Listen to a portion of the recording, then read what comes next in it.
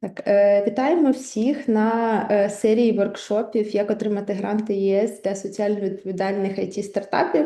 Сьогодні в нас вже третій воркшоп на тему «Основний наратив, проблема та вирішення».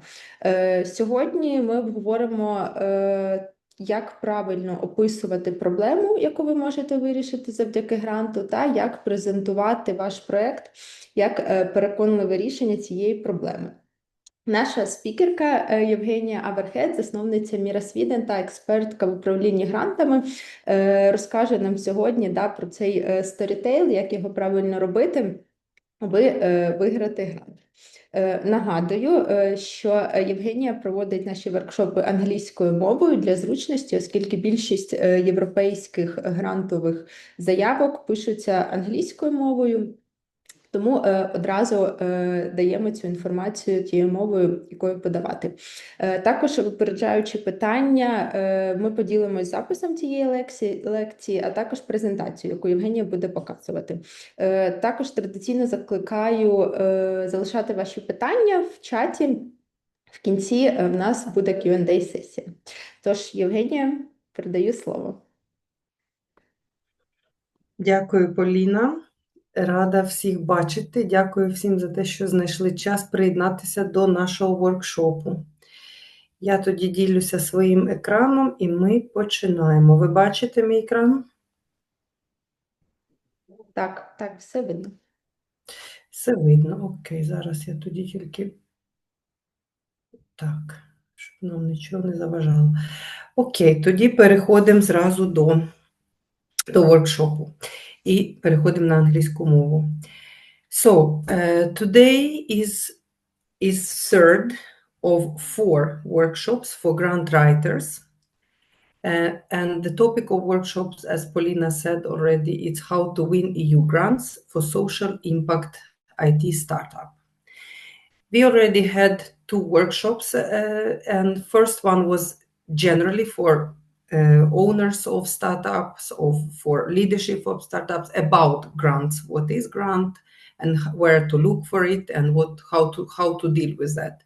And second, third and fourth workshop are more for grant writers, those people in the organization, in the startup or your company who physically write the project proposals. So this is the third out of 4. And today we will talk about very important part of the process, the need analysis, and how to present your problem in the right way, in the attractive way to the funder, and also how to make sure that your solution is really attractive, that you really manage to catch what funders want with the money they are giving for this grant, and also how to present it in the best possible way to increase your chances to receive the grant. So this is the promise for today. We start every workshop with a promise, and today we will talk about concrete recommendations and insights on how to build a strong need analysis in the project application.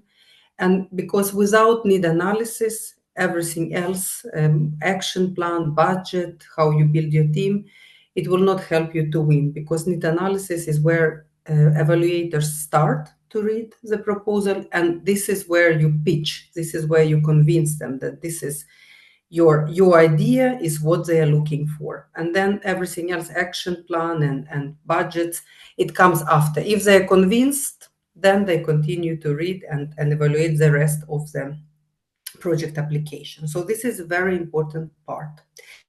And I will talk and tell everything without filters, exactly as my team in MIRA works, in MIRA Sweden, how we work with every grant proposal we are writing for our portfolio or for our clients. So I hope these advices and insights and recommendations will help you to build your own project applications without needing to pay grant writers, because it's expensive, and it's also sometimes a problem to find a good grant writer. So it's good to develop a skill in your own startup or your own organization. Before we start, it's a little question to you. If you want to answer in the chat, I would be grateful. Which part of the proposal is hardest to write? It's just a little warm-up. Do you think it's need analysis? Do you think it's action plan? Or do you think it's hardest to make a budget for the project? If you just write quickly in the chart, and Lilia probably can tell the answer, so I don't need to switch between presentations, so you can see my screen all the time.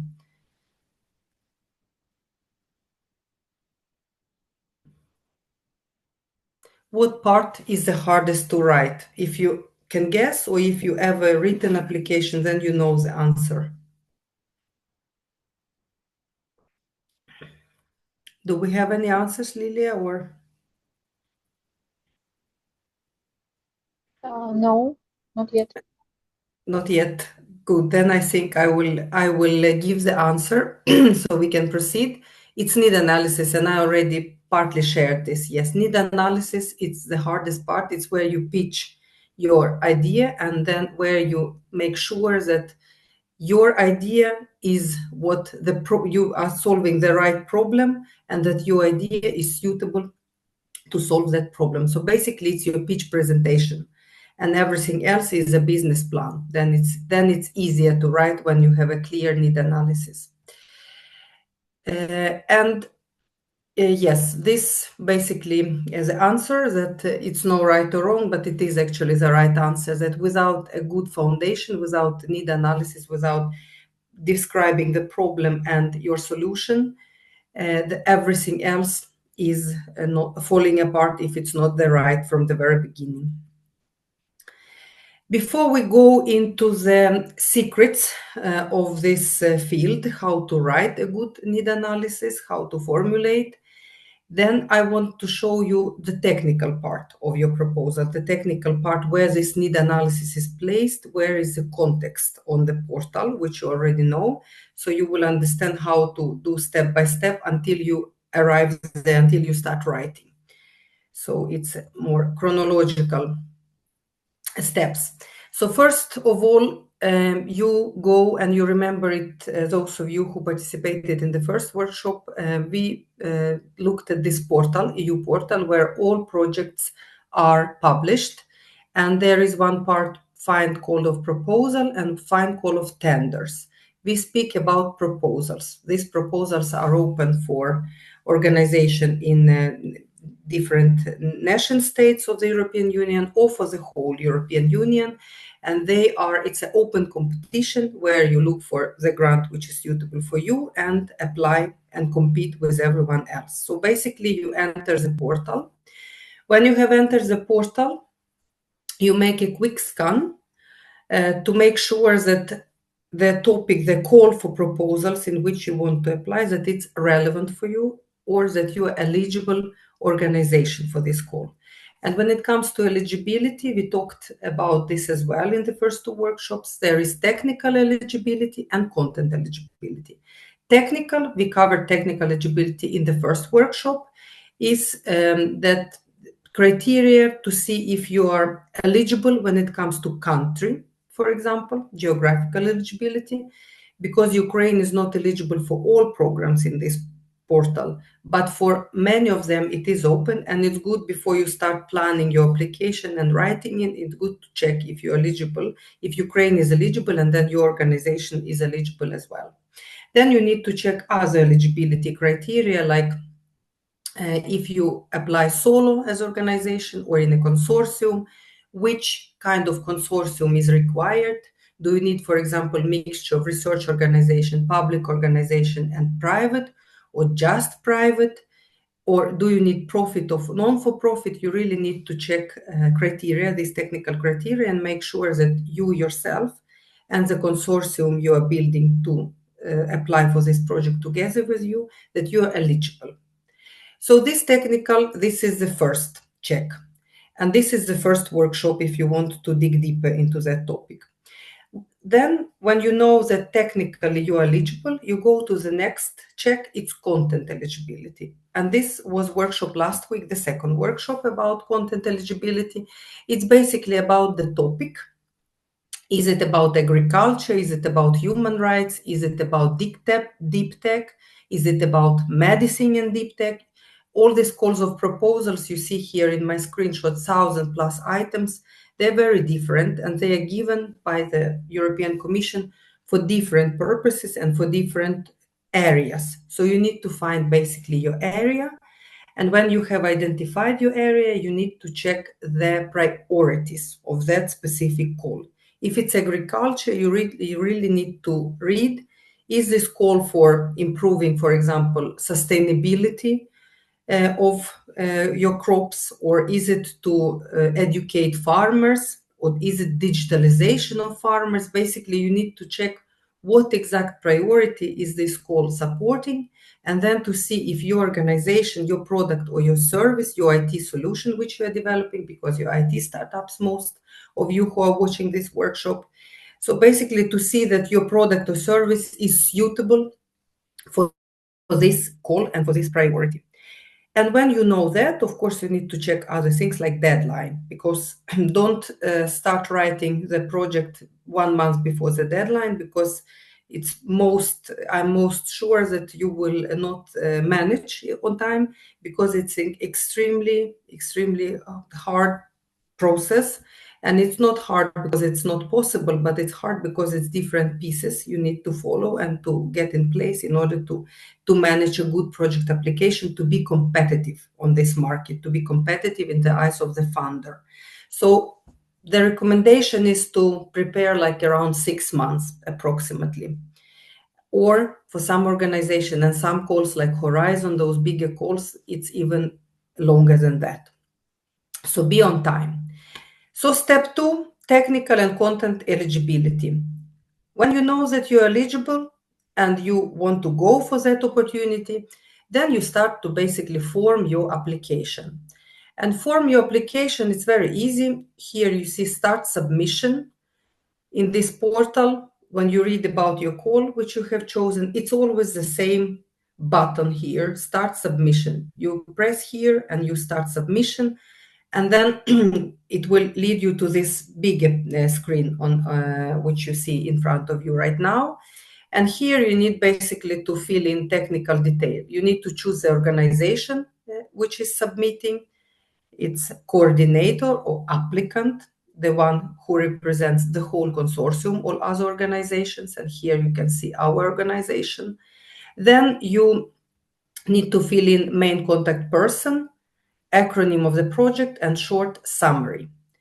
And then when you filled in all these details, then the application will be generated and saved in the system. One little moment to remember, which is technical, that in order to compete, in order to create this application in the portal, you need to have this number, PIC number. You see this is MIRA SWEDEN number. This number is basically your ID number. It's like passport number. In all applications which we are submitting, we are putting this number. And this is how European Commission tracks all organizations who are there. It's basically a little portfolio like our passport, digital passport, and European Commission sees what kind of organization we are, if we're democratic, who is the owner, how we are structured, and all other details are available in the system. So basically you need to generate this number, and you can also do it through the portal. It's very easy process, but you can also get help from experts in order to start generating application. Yes, number 1, PIC number you need to create. And then you have basically generated your portal, and here you can see to the left, download part B templates. This is where your need analysis is hiding, because this application consists of 2 parts. You will see them both now. It's part A, it's administrative part, and it's digital part of the application. And those B templates, it's so-called part B, it's content part of the application. And here is normally we have our pitch presentation, this need analysis, which we're going to talk about today. We can have budget templates, and we can have maybe some funders need to fill in other templates as well. So all templates which you need to fill in are normally here to the left. And after you register, then you can download those templates and start writing. So basically, step 5, this is what I said, that you need to start filling in your application, which has been generated in the portal. Your application gets a number, and then you are working on it. Part A, here you can see a typical part A for example, Horizon, which MIRA Sweden is preparing right now. Here is general information, participants, budget, ethics and security, and other questions. This is more or less the same parts in part A, admin part, for all applications, but they can also vary. But basically you go in and fill in this admin part. But what we are going to work, and basically part B, this is your pitch. This is what you download, and it's normally a Word document. And this is where you write your proposal, basically. So yes, it's always part A, which is digital, it's on the platform, and it's part B. Among part B, you have this need analysis template. After you have filled in everything on part A, all administrative details, you have participant list, your partners, you have filled in all the information according to the those questions which I have shown in my previous slide. Then you upload your part B template. It's like your pitch. And then here it can be, here it's, for example, in this particular call, which we are preparing right now for Horizon, we will upload this one, this document, but it can be very different. Sometimes here a budget needs to be uploaded. Sometimes here the European Commission wants you to upload CVs of all experts who participate in the project consortium, like from each partner organization. Sometimes they want to upload list of previous projects, but it's really different what they want here, but it's annexes, and it's always like you go there and basically you follow what they want, you upload them here. But part B is always there. All other parts, they can vary, but part B is always a part of the proposal. So after you have filled in everything, you have uploaded all the documents, then you validate the form, you see that everything is on place, otherwise it will be red warning signs that you have forgotten something. This system, this portal is smart, so it will not let you forget anything. And then when you have everything in place, the portal is satisfied, then you press submit, and project is submitted. Then it's been sent to the funder, and then basically the procedure of evaluation starts there, when at least 2 or 3 evaluators read your proposal. They check your technical eligibility, your content eligibility, and then they compare, like then they decide who wins the money. So basically these are the technical steps which you need to follow. And after this procedure, what you have in hand and what takes 95% of the time of this half a year of preparation, it's this part B, which I have already mentioned a couple of times in these workshops. So this is where you start working on. So what is part B? This is actually where you write your idea, when you write need analysis, when you write your plan, and where your business plan, and when you basically convince the funder that you are the right choice to get this money. Before we start to go through the secrets of how to write a good part B, especially the need analysis of that part, I want to send to you 2 very important insights, which I have been noticing from 18 plus years of working in this field and writing many proposals, is that it's always much better result if it's not a grant writer alone who is involved in this writing process. Because in some organization there is a grant writer dedicated who writes from inside. Sometimes external, like MIRA Sweden, we are external grant writers. We are our services is bought by our clients to write for them, but it's never this grant writer alone who needs to be responsible for the application, because the result will be much poorer compared if the management of the organization, CEO, general manager, and experts involved in this area where application is written. They need to be involved. They need to be involved to make sure that the application really reflects what the company is doing in reality, what your service and product is about, and where you want to take it. Because if it's not the case and the grant writer writes herself or himself, it can be, first of all, much poorer application, because one person maybe cannot grasp the whole idea, and it's hard to write being alone without brainstorming with anyone. It's a process and it needs to be discussed with a team in order to achieve good results. And also sometimes I've seen even those applications go through, they are much poorer, they're like chances are smaller, but even if you are lucky and it goes through, then maybe what is written there, what is promised there, your action plan, your objectives, your solution, maybe it's not totally in line with what you do in your everyday life. And so then it's hard to integrate this money into your daily activities. And it becomes something on the side you need to do. And even if it's a good money, you pay salary for your staff, for your team for this 1 or 2 years or 3 for this project, but the product, you can't really then integrate product in your daily services.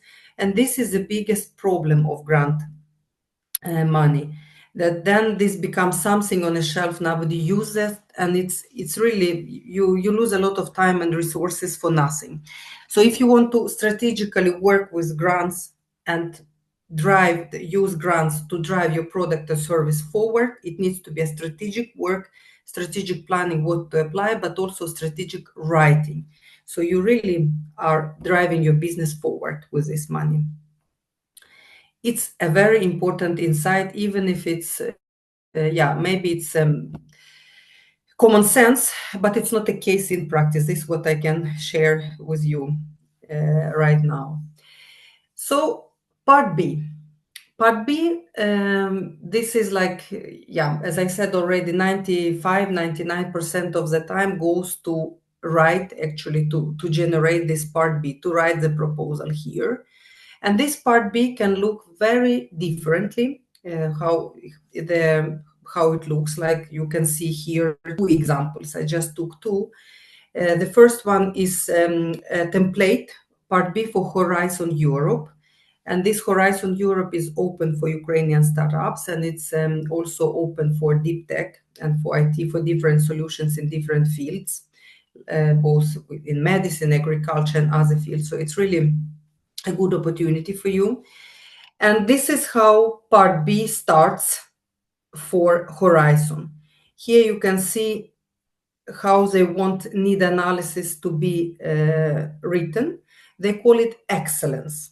This need analysis is called excellence.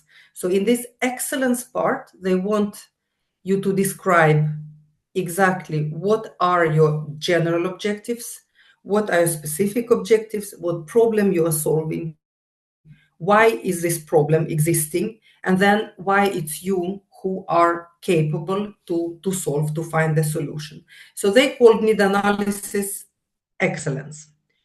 Another example, here these 2, it's cover page from another type of applications. It's this is a template for different calls. It can be Erasmus Plus, which is a call for education. And this is like for adult education, for vocational education, for higher education. And if those startups which work with education and technical solution in this field, for educational providers or for education in general, for adult education of society. So maybe this call is for you. And then this part B is something you need to fill in if you want to apply for money. But this is the same template even for other calls where Ukrainian startups can take participation in. It can be CREA, it's Creative Europe. If you work with digital solutions in a creative sector, this is also something open for Ukrainians, and this is part B template there. It can be also the template for AMIF. It's for migrants and for migration and integration issues of migrants and internally displaced people. So basically, the second option is for different programs, and it looks exactly the same, the Part B template, even though the programs differ. And here you can see they call it not excellence, they call this need analysis part of Part B, they call it relevance. And it's divided as well in two parts, background and general objective, need analysis and specific objective. So yeah, as we say that the child who is loved, this child has many names and many nicknames. So basically this need analysis, this is a loved child by founders, and it has many names. These are, apart from these two examples, there are other Part B templates, but it's always one and the same point with those B templates. The point is that founders want clarity. Why this project? Why is this project right now, and for whom? So basically you need to motivate, and this Part B is your pitch where you motivate, you answer those questions, which can be, these questions can have different formats. It's different, they can be named differently, but it's one and the same goal with them. Exactly, clarity. Clarity, and you sell your idea to the founders through this part. And Part B is not only need analysis, it's bigger. It's basically the whole application, apart from need analysis, where you pitch your idea, when you convince the founders why you, exactly your idea is relevant, why your service or product. It also has other elements like always action plan. Then you describe step by step what you are going to do. And it can be divided in so-called work packages. It can be Gantt chart. It can be in different ways. But yeah, it's an action plan where you show basically how you're going to work during the project time. And also they want always to see in Part B expected results, what you're going to achieve, because this is what is evaluated by at the end of the project. And also which impact you want to achieve, because all these projects, which we have talked a lot about already, especially in the first workshop, all these projects are about social impact. Even though you create a digital solution for agriculture, digital solution for medicine, you always want to change the life of people with that solution. You always want to make a social impact with that solution. And that is where you need to exactly explain to the founder which social impact you will achieve with your solution and with those concrete results of this project. And in Part B, you also describe your team, your organizations, and you pitch why those exact partners. And also you describe in many proposals exact experts in each partner organizations, which experts will be involved and why, their expertise, basically short CV. And also budget is explained. So Part B is pitch, but then also action plan, like basically a business plan. And as we started at the beginning, without good need analysis, without good beginning, where you sell your idea, action plan and everything else is no point to focus there, because they will be not read, basically. So let us then go to there's like little secrets of writing of solid need analysis, those parts which are related to need analysis in this Part B document. I will show you today one example, one case from the project which we have submitted in one of the programs. So I will show you from the concrete fields and like from the concrete field the exact example how we have worked in my consortium. But yeah, where you start when you download Part B, you start to, what you need to know, that you need to answer the questions, not more, not less. As I said, it can be called relevance, it can be called excellence as in horizon, but basically it's always a set of questions which the founder asks you before in this session, need analysis. And before you start answering, you really need to read those questions, because sometimes people just start writing from the heart something, but then the questions are not really replied. For example, in this specific case here, you see two parts. Need analysis is divided in two parts. The first part is called background and general objective. The second part is called need analysis and specific objective. But this whole part is actually need analysis. So when you read these texts, you will clearly see that the first part, background, wants you to link your idea. They want you to link your proposal to exact priority under which this call was published.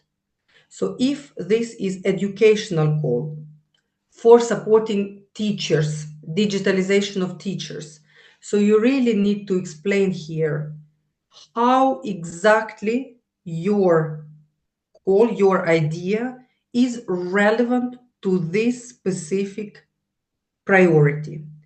And in this, European Union always wants to refer to EU strategic documents and policies and action plans. And it's not hard, because all these policies and action plans and priorities, they are always written in the call documents. So in the workshop, both 1 and 2, we already looked very carefully on how to read those priorities and how to find information there. So it's important that in this part, you focus on that. You do not describe everything between heaven and earth about this target group and all problems they meet. You describe only this. You describe what is European need, and that's why this priority exists.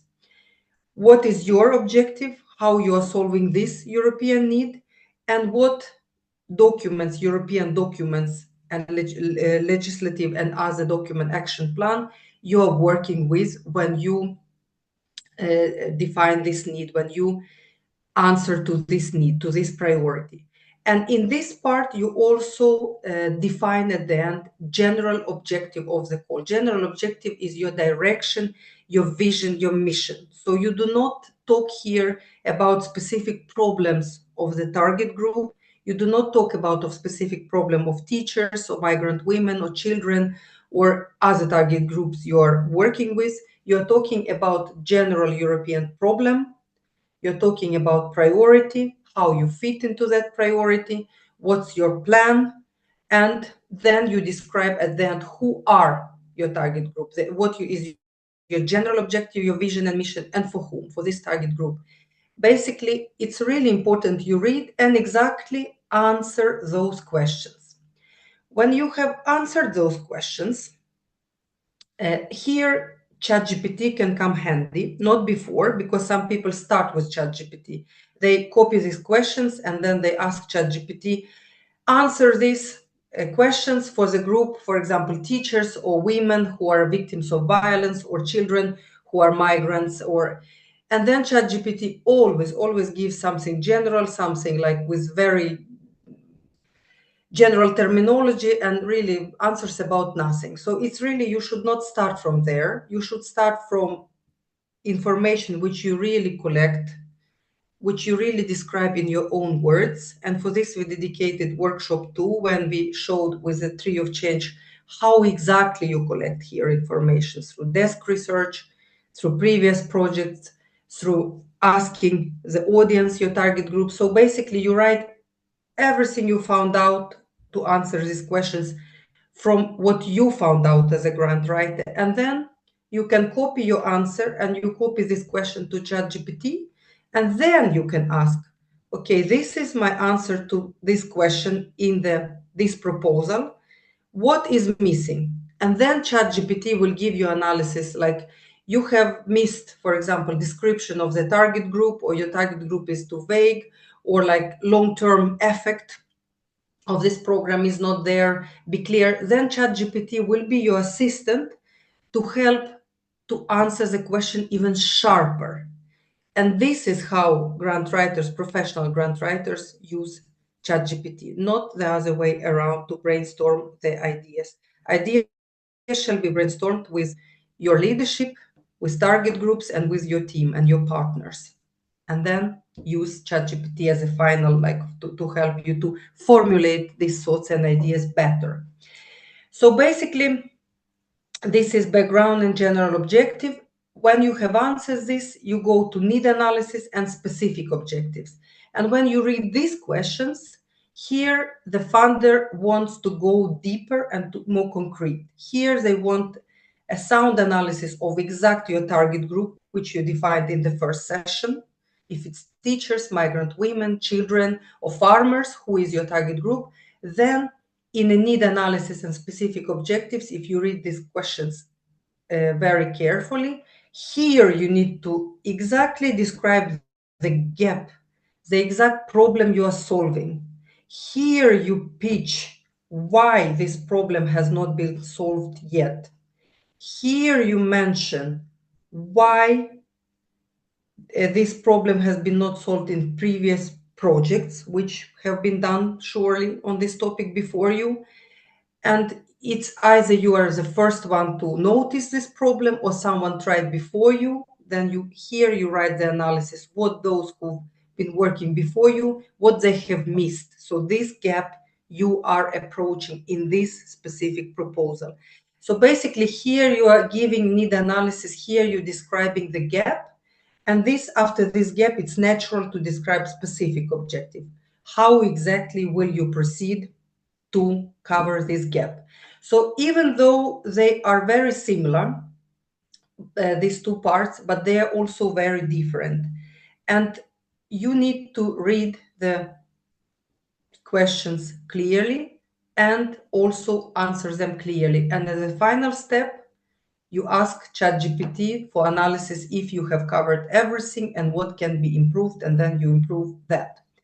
So in need analysis here, you really need to, the tree of change, which we discussed the whole workshop too, where we discussed how you need to collect information which is relevant, how you need to analyze information through tree of change, and then that information which is ready, this pile of information from desk research and from your target groups and from previous project, this is what you put in need analysis in 1.2. While in 1.1, it's more how you link your idea to general EU policy, what's your general objective, what's your direction, what's your vision, and who are your target group.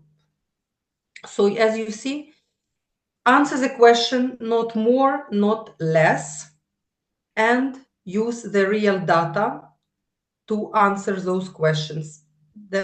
Use desk research, previous projects, and your target group, your partners, your leadership, in order to find the data here, which needs to be written in this part. Don't build something just from your head or from ChatGPT. This is very important, and this is the whole difference in the good and convincing need analysis. The real information or very general and vague information. And then the other thing is to write it correctly. But yeah, what kind of information you provide there, this is very important. So this is a need analysis formula which we use in grant writing in MIRA, and this is basically just as you will receive this in this presentation, as Paulina mentioned. Here you can see basically how the gap is identified, what is gap in grants in this kind of projects, and what is solution in this kind of project. So gap, basically, if you check fund the priority, what we talked about the workshop 2 and today very much, plus evidence, all the statistics, prior projects, insight from target group, these both will give you a clear picture what is this exact very narrow gap or problem you are solving. And this is where you build your need analysis on. And this gap, this concrete problem, plus your unique solution, will become achievable specific objectives or goals of your project. And also the last part, which I always also read in order to write a good need analysis, is award criteria.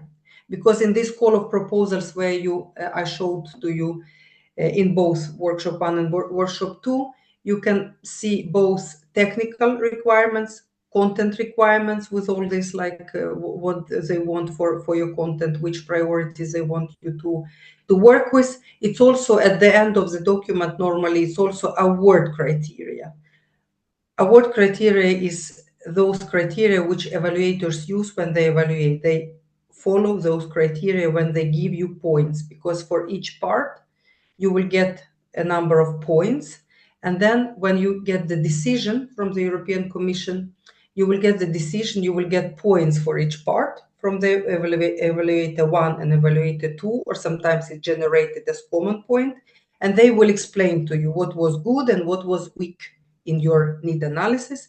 And they will follow exactly those award criteria when they read, when they evaluate. So this is the glasses you need to put on when you write, how they will see your need analysis. And I will show today example of award criteria in one of our applications. But basically, yes, this is a good need analysis formula. Clear gap, clear solution with specific objectives, and award criteria. The award criteria we have not talked about before, but yes, it's very important to read before start writing part B. And now let's go step by step by example where I will demonstrate in practice how you follow this formula in practice when you write part B. And as example, I take AMIF call, which was closed in in October, beginning of October, where we submitted the project, which was called Trust Accelerator. And this is a digital solution. It was a tech solution, but we channeled this tech solution toward a social call because it's a social purpose with that tech solution. So I will show you how we resonated when we wrote part B and when we defined this need analysis in part B. So you can follow our example and build your own solution in the same way.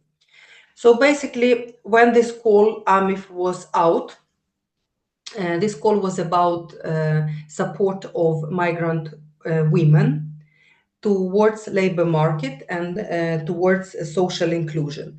And the call was about especially Ukrainian women, Ukrainian migrants in Europe, who, despite the very high level of education and very long experience, they have difficulties to find employment or to start their own business. So basically the call was about like, hey, you organization who work with this in European Union, what is your solution to this problem? Why women are still having so low chances to get employed or to start their own business despite this high level of qualification?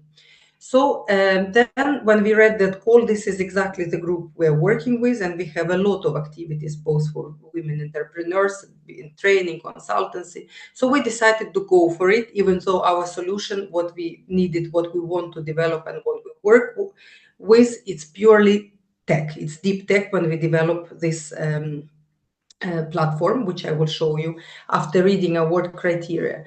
So then when we knew we want this call, we want because it's relevant for us, for our business, and it's something we have a consortium and it's like in the scope of what we are doing. So then we read this award criteria, which you can see in the screen. It was at the end of the call for proposals. Basically, the commission was very clear that they will give 30 points max for relevance. So they really wanted to have clarity and consistency of objectives and scope of the proposal. They wanted us with our solution to contribute to relevant EU strategic documents about migration, about supporting migrants, about employability and other documents. And also they wanted us to make sure that we are not building something which has already been built. So they wanted us to build on the previous results in the field.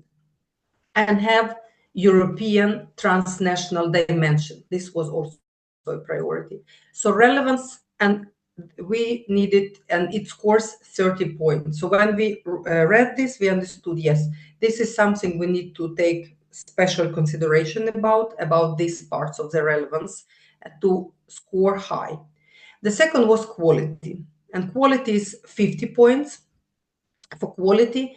And here they're very clear, like logic links between the problem and between needs of the women, needs of the target group, and solution proposed. And then also clear methodology, timetable which is realistic, budget which is realistic, expertise and quality of consortium and team which is relevant for this call, that it's really something which will be a good outcome and also which will live after the project finishes. So, and best value for money. So this was also crystal clear, 50 points, and we followed all these criteria when we prepared the project. And third, what was impact? Impact, 20 points. It's very important. It's a social impact of our digital solution. Basically, they wanted us to describe how we will communicate, how we will make sure that as many women as possible will take part of this solution, what strategy we have in order to reach out for the target group, to make sure that it's not something we will develop and now this will not see the light, this digital solution, and also how we make sure that it's scalable solution and it's replicable, that we can replicate it and continue to work with this solution after the project finishes. So these were the elements which we really took into consideration to think through when we collected information. We needed to prepare these answers to have them ready. And this is very important that grant writer, in this case it was me, made sure that these elements were clearly answered, clearly integrated in the proposal, both in need analysis and in other parts. But many of these award criteria, it's something which is stated in need analysis, as you understand. So award criteria, this is what, after reading the call, reading the priorities, this is what I read really carefully. And I came back to this award criteria all the time during writing process, which took 3 or 4 months, the whole writing process of part B. So yes, advice, read carefully award criteria. So our solution, when we read this award criteria, our solution basically, it's, as I said, it's a deep tech. It's not a deep tech, it's a technical solution where we develop a digital matchmaking portal for employers and migrant women around specific challenges. It's basically a European platform where employers publish their challenges and women can take it as a paid task. And then by completing this task as freelancers, they get paid from employers. And in this way, it's a quick matchmaking. First of all, it's a paid work. So migrant women are directly involved in a paid work within their area of expertise, marketing, IT, sales, or other expertise. And also it's a chance to meet employers and to go away from all the CVs and everything else traditional, which doesn't work, and really meet employers and get job like this very quickly. So basically, this is something, this solution we had in mind for a long time ago. And when we saw this call, when we saw the social impact, what they want in this call, then we thought this is brilliant for our solution. So as you see, we didn't change the core of our activities too much. We didn't change or adapt our services. We found the call which was suitable for what we already do. And we need this money to build this solution. We can either go to investors and try to pitch to get this money through the channels which normally startups do, but we decided not to do that because we don't want to share equity. We want instead receive European money in order to build this portal and to own the solution, only this consortium which works already with that. So as you see, we had the call, we have the solution, which is like, yes, it's our solution. It's a strategic decision by leadership in all organizations involved. And this is something which is already core of our business, so we do not go away from our business too far. We basically use this money strategically to continue build on our business. And here is a little bit for you, food for thoughts. I prepared a little exercise to think. So you will get approximately 1 minute reading now for a couple of slides, where you can choose which one of the statements you feel is more correct, more close to how the need analysis should be described. And I gave you one wrong answer and one right answer. So you can think a little bit yourself, as we can't in this workshop write ourselves. Normally when we train, we write your own proposals and we train this. But now please read between these two gaps, how we identified gaps, and choose the gap which is better described, basically. So you can see that for this project, priority was to promote the social economic integration of migrant women and improve integration support provided to them. This was a very general priority. And when we identified gap in this partnership, after collecting information, doing a tree of change exercise, and making a brainstorming, then we described gap, which we then transformed to our part B as a problem description. So please read both versions and write in the chat. Do you think it's version A, which is more correct, which is more winning proposal of a problem, or is it version B?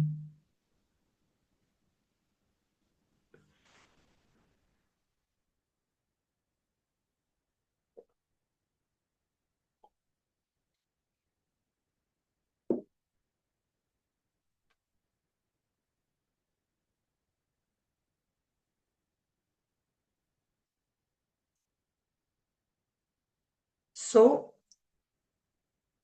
I think that it was enough time to read. So basically the right answer is version A, because if you read carefully part B, it says exactly the same, but it's very vague and very general. It says that across Europe, basically this is a problem. It doesn't define what exactly is the problem. There is no statistics how many women are starting their own business, native-born women compared to migrant women. It doesn't say how many women start their business. It doesn't say what previous projects said. So it's basically just stating very generally what the gap is. And gap B is something what ChatGPT would generate to you if you don't have data, if you don't have statistics, if you don't have data which you have collected before. So please avoid this mistake. Collect data, answer those 3 questions which I have given in workshop 2, and then you have very concrete gap described. Basically, gap, this is your problem with statistics and very concrete data. And here it doesn't matter exactly which words you are choosing.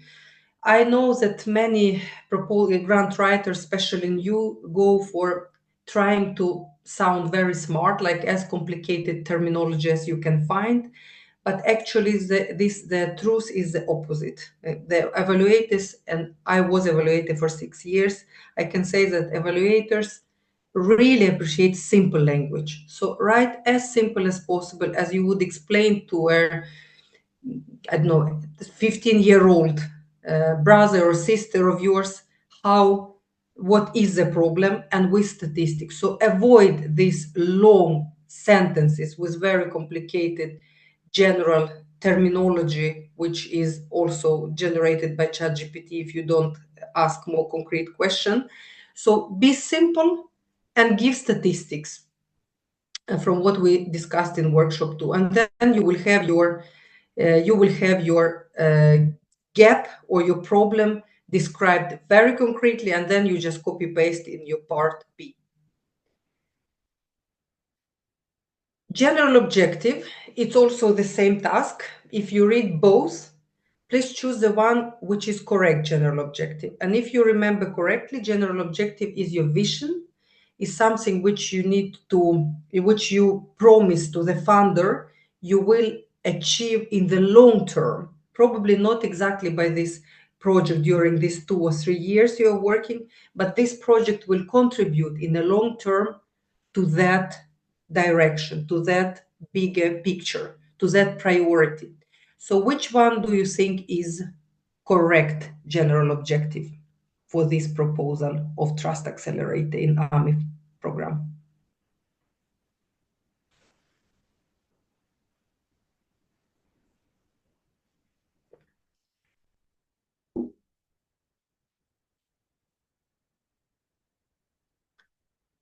So please choose in the chat A or B. And now I will reveal the correct answer, and the correct answer is B. Even though, of course, you can just rephrase the priority and just write as part A very shortly that it is to promote inclusion of migrant women, but it's totally not clear how. Even though it's a general objective and it's a long term, but you really need to be much more specific. You need to at least include your target group, and it's not any migrant women, but actually this project about highly skilled migrant women. So it was much more specific group we are targeting with our solution. And also we want not only have access to meaningful work opportunity, we want to be much more clear towards the funder and say that we want to facilitate their access to both employment and self-employment. And we want to do it through skill-based collaboration with SME and also data-driven solution. So even though it's your general objective, it's your vision, it's something which will contribute in the long term, but it really needs to be, you need to explain in this general objective how, not only just rephrase the priority of the call, but really explain how exactly your solution will contribute to that. And part B is a correct part. Here is specific objectives. When we know the gap, when we know this general objective in need analysis, then we need also to provide data, all the statistics and everything, and define specific objectives. And here you have also two options to choose. Which one you think better specific objective, option A or option B? Please read and answer in the chat, and then I will share the correct answer.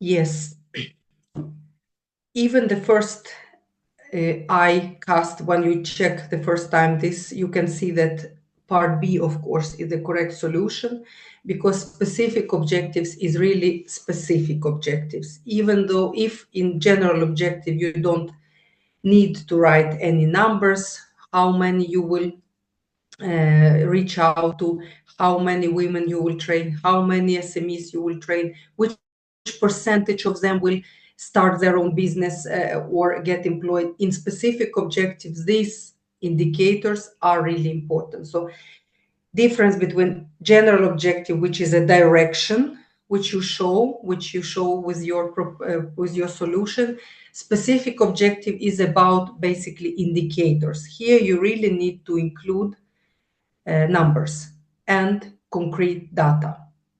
So basically you need to and it's okay if it's 3 to 5 specific objectives, don't write 10, because more than 5, it becomes redundant, it becomes too much, because you will also have other parts of the application where you will explain indicators, like you will write, it's always a set of quantitative and qualitative indicators which is a measure of your success. And there you will be repeating a little bit specific objectives and add new indicators.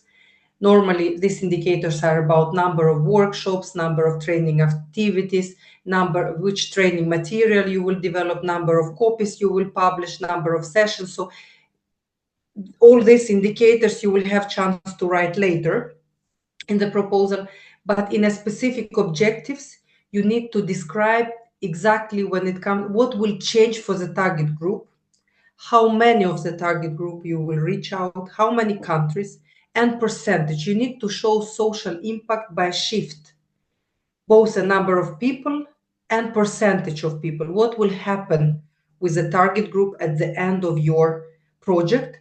And also in the specific objective, it's where you normally describe your solutions, what you develop. If you develop a platform, if you develop policies, if you develop books, so you basically describe, we develop this, we will reach out this many people, and this many percentage of these people will do this and that, and other objectives. So 3 to 5 is fine with the specific objectives, better 3 than 5, but 5 is also okay for bigger projects. And then indicators, it can be 10, 20, 30 indicators, like KPIs basically of the project. You will have chance to answer later. So yes, part B is the correct one, and this is the part which we wrote in our applications. This is what we promised in need analysis. And target groups. You need to always describe target groups in this or that format. And these are, again, 2 versions of that answer. Which one is correct? Guess in the chat, and I will reveal the right one.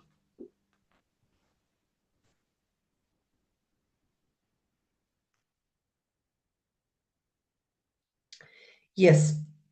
Even though we can see it's a bit confusing, and I wanted to confuse you on purpose, even though you can see in part B that it's 1,000 migrant women, 250 SMEs, it's like you attracted that it's numbers and it's very concrete, but it's really not the right answer. The right answer is A, because target groups, you need to describe target groups. You really need to define target groups, their profile.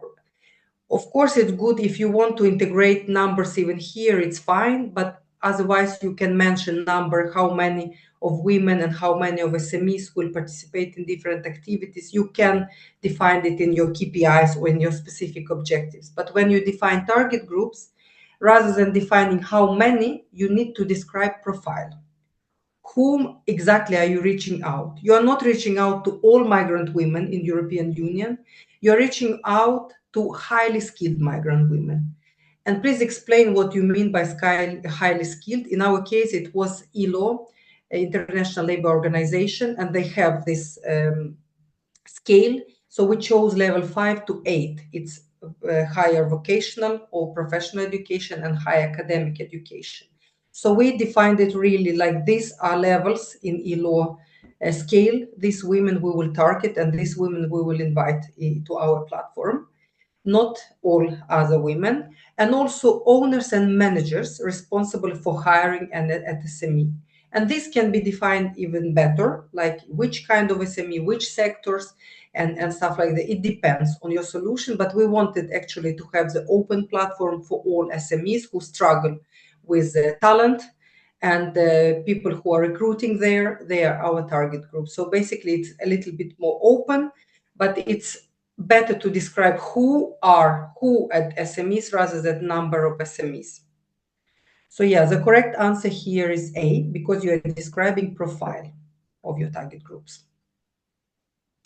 And the last but not least, when you have described your need analysis when it comes to problem, when it comes to statistics, when it comes to general objectives, specific objectives, and target groups, you should not forget about storytelling, because need analysis is basically a pitch. So in this part B, where you need also to explain action plan and budget and everything, there are more technical parts. Basically, you answer the questions. But in need analysis, in these first parts, which are called like excellence or background to how they're called in different applications, This is the pitch. So here you really need to be, apart from giving all this data in the correct way and concrete data, you really need to be a good storyteller. And that's why these parts, they're really important. The rest you can just write as it is, simple, and just answer the questions. But here you need to sell, you need to think how you present the information, not only what information you present. So, and here we need, in MIRA Sweden, we use a 3C model to make sure that we are good storytellers in this need analysis, in these first parts of the application. And there are 3 criteria in 3C model. It's clarity, credibility, and connection. Clarity, it's you need to make this part, this need analysis, objective, and all these parts which I just mentioned. You need to make them instantly understandable, instantly. Start directly with the problem. Start directly, pitch like you would pitch to investors, like what you pitch. Prepare basically your pitch. Start with the problem, with objective, and make it instantly understandable. Use easy, simple language. Use visuals, use diagrams. You can really integrate all this data like visuals. You can integrate it in the application, but you need to be very clear, and the simpler the better. Ask ChatGPT. This is where you can also choose ChatGPT when you're ready with your need analysis, with your background information. Ask ChatGPT to write it as you were explaining it to 15-year-old. So the simpler the better. Avoid jargons. If it's acronyms, explain them. If it's data, give a clear links and explain where this data is taken from. But it's a life hack here is like, be a good storyteller. Explain like you would explain orally to me. If you would sell it to me via online presentation, how would you tell this to me? So try to adopt this style to your writing style. Don't use heavy, like with very heavy data when it's not clear what you mean. So be clear. Clarity is very, very important for your evaluator to to read and to understand what you want with your application. Credibility. This we talked the whole workshop 2 and the whole workshop 3 today. Back up everything with evidence. Use reliable data sources. Combine quantitative facts with human stories. Show cases, not just symptoms. Be credible, and that's credibility is a combination of statistics, previous reports, and also stories. Stories of actual women, of actual children, of actual farmers, of actual IT teachers, like who is your target group. Use storytelling. Don't be afraid to use a story of Jenny or a story of Lilia or whoever is your representative of target group. Don't be afraid to use this in the application. The application becomes human and warm when you actually refer to real people, to real workshop data, and of course evidence. And here really data hygiene is very important. Check data sources. Make sure that data which you integrate in the application, you really need to reinforce, like academic work, you really need to show where you take information from. Make sure that these sources are reliable. They're reliable. Don't use like just articles or yellow press or something. Like, make sure that this is official and reliable data, and this fun data to read. Human stories and reliable statistics and sources. And so this is credibility. And final, connection. Connection, the whole workshop 2 is about connection. Align with the founder's goals. So before you even start describing, before you start this writing process, before you start filling in this application part B, collect data and analyze data. And there are concrete techniques and practices how you do it, because then you will have all this data in your hands. And this is data which you will start to use in the different parts of the application. So don't start collecting the data when you start writing. First, make sure that you have a clear goal and it's connected, it's aligned with founders' goals. collect information, analyze information, narrow information, and then start writing this information down in these templates, in this part B template, inclusive and most important in need analysis. So this is very important 3C model. So when you write, it's good to have it in mind. And also when you read the application, when you give application to someone or your colleagues or your team or your partners, when someone is reading, please make sure that you have these 3 parts in place: clarity, credibility, connection, and that your application involves them or based on them. So it's storytelling with data. So it's both fun, but also it's scientifically proven, part B and need analysis. And this was my final slide about writing need analysis in part B. In that slide, in this workshop, I have shared with you the methodology. I gave you step-by-step approach how you technically proceed with creating grant application in the portal, European Commission portal, how you download your part B, and how you start to work with part B with the most important section of it. It's need analysis, which looks differently in different calls, but the point is always the same. You need to pitch, you need to convince the funder. So it's always the problem or the gap based on statistics, reports, and insights from the target groups. It's general objective, it's direction of your grant application and how you contribute to the funders' priorities. And it's specific objectives, what exactly you promise to achieve and for whom, your target groups, exactly the profile. Who are your target groups? Because your target groups, it's like what social issue you are solving and for whom you are solving it. When you have these parts in place, then comes the easier part, which we will cover in the next and final workshop of this series.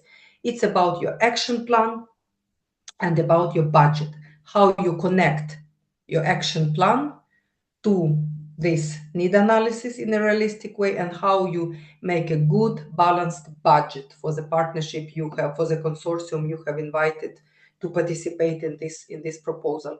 So basically, if you have this right, the final part, it takes really 1/4, 1/5 of the writing time. But this need analysis, this is what takes the most of the writing time and needs the most of the teamwork. Action plan can be, if it's agreed with the team, it can be done by grant writer solely. And this, we will talk more about that next time. So now we will open up for questions, but before I close my presentation and open the chat, I want to share this opportunity with you. In November, we will start a training for grant writers, because you have noticed that these workshops which we are going through, they are targeting grant writers, those who physically write the proposals. And it can be within your startups of your organizations, or it can be also for those who are professionally grant writers and write for a living. So basically, if you are a grant writer or you want to become a grant writer, join us. It will be in Ukrainian, this session.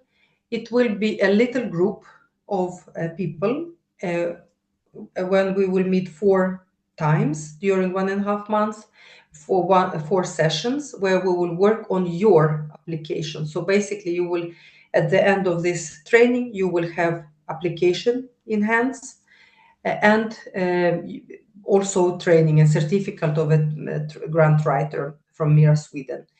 And apart from training, you will also have one-on-one session with me or one of my colleagues based on your pains, like is it budget you want more to develop, or is it need analysis, or if you want partnership. So basically, it's one-on-one session which will be both to help with your personal grant writing skills, but also to to read and target your applications which you will be working on even better. So you have a chance actually to win those projects, not only to learn how to write. So join us. Basically, it's a wait list which will be in the presentation shared by Paulina as well to the participants of this workshop, and also subscribe to our newsletter. Every week you will get hands-on news about upcoming opportunities, calls, grant writing tips and insights, and also project management tips and insights. So everything around social impact projects is in this weekly newsletter, and it costs nothing to join. So welcome to the community of MIRA Sweden. And now I think I am done. I'm stopped share and going back to the chat. Do we have questions in the chat? If I have 22 schools engaged in first sales, this is a good traction or not? Yes. And if you have 22 schools engaged in first sales, it's really good traction for you personally, Andrei. And also it's a very good partnership. I mean, in the project, when you build your proposal and you want to build something for school, probably it's Erasmus then for you, depends what you're building and what's your solution. But Erasmus Plus, and Ukraine can participate in Erasmus Plus both as coordinator and as a partner. But then you show, basically, you can easily choose partners, partly from these schools, but you can also in your project, you can show a very like the potential that you are solid solution and you have already this traction. So you're not building something from scratch. You have already audience, and European Commission loves that. They love when you have already target audience, contact with them, you know what they want, you show traction and you show sales. So basically it's always good to build on something which is already partly working, and they help you to make your solution even sharper, even better. So it's a good traction. It's a good question as well. Thank you. Do we have any more? We do as last time. If you want to ask question, just ask out loud or write in the chat so we can answer.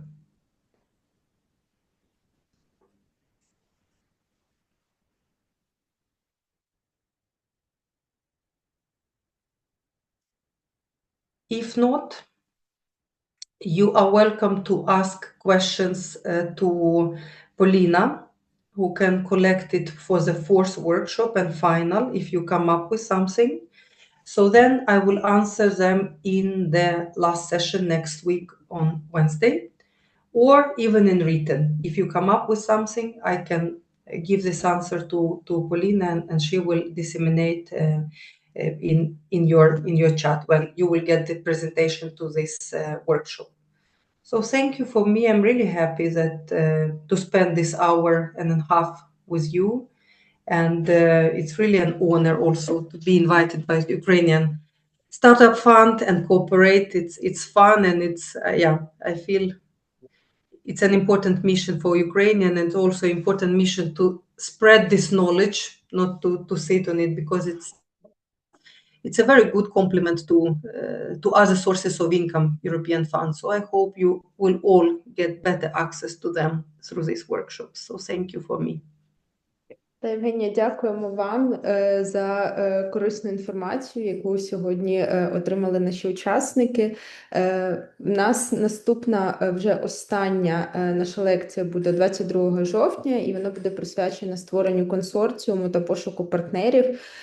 Це дуже важливий етап в підготовці грантової заявки. Більш детально його ми розглянемо вже наступного тижня. Тому до нових зустрічей і всім гарного, спокійного вечора. До побачення.